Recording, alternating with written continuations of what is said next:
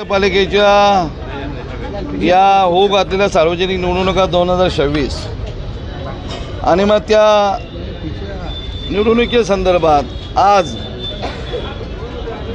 या महायुतीचे भारतीय जनता पार्टी, शिवसेना आणि घटक पक्षाच्या महायुतीचे आपले 9 नगरसेवक आज बिनविरोध म्हणून निवडून आलेले आहेत। मी मनापासून या कल्याण डोंबिवलीमधील सर्व मतदारांचे, नागरिकांचे मनापासून त्याचं अभिनंदन करेन, आभार मानेन। कारण महाराष्ट्र राज्याचे लाडके मुख्यमंत्री सन्माननीय लाडके मुख्यमंत्री देवेंद्रजी फडणवीस साहेब, महाराष्ट्र राज्याचे माजी मुख्यमंत्री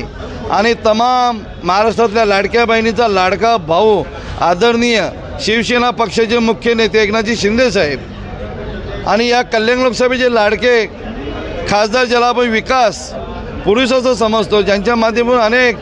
विकासाची कामं चालू आहेत, असे आदरणीय नेते सन्माननीय श्रीकांतजी शिंदे साहेब आणि महाराष्ट्र राज्याचे भारतीय जनता पार्टीचे प्रदेशाध्यक्ष आणि माजी मंत्री सन्माननीय रवींद्रजी चव्हाण साहेब यांच्यावर असलेला नागरिकांचा विश्वास आणि त्यामुळे कल्याण डोंबिवली महानगरपालिकेवर 9 नगरसेवक बिनविरोध देण्याचं काम आपल्या नागरिकांनी केलेलं आहे। त्यामुळे मी मनापासून या कल्याण डोंबिवलीतल्या नागरिकांचं मनापासून अभिनंदन करतो, आभार। तुम्हाला मी सांगू इच्छितो, या ठाकरे बंधूंची युती झाली असेल, पण नागरिकांचा यांच्यावर राहिलेला विश्वास बिलकुल कुठल्या प्रकारचा राहिलेला विश्वास,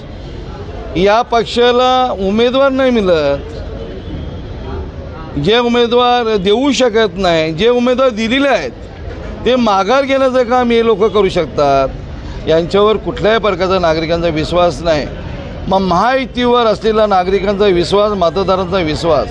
कारण महायुतीने केलेली अनेक लोकोपयोगी कामे, म्हणजे रस्ते असतील, अनेक प्रकल्प असतील, शासन आपल्या दारी असेल, ज्येष्ठांसाठी असेल, महिलांसाठी असेल, युवांसाठी असेल, असे अनेक महायुतीच्या माध्यमातून कामं झालेली आहेत आणि त्याचप्रमाणे लोकांशी असलेले चांगले संबंध, मग तो शेतकऱ्यांचा प्रश्न असेल, कामगारांचा प्रश्न असेल, महिलांचा प्रश्न असेल, अनेक प्रश्न सोडवण्याचं काम या महायुतीच्या सरकारच्या माध्यमातून होत असतात आणि त्यामुळे या कल्याण डोंबिवलीमधील सर्व नागरिकांचा या महायुतीवर विश्वास आहे आणि त्यामुळे आज प्रचंड असा विश्वास ठेवून आपले 9 नगरसेवक बिनविरोध दिलेले आहे। मी मनापासून नागरिकांचं अभिनंदन करतो, आभार मानतो।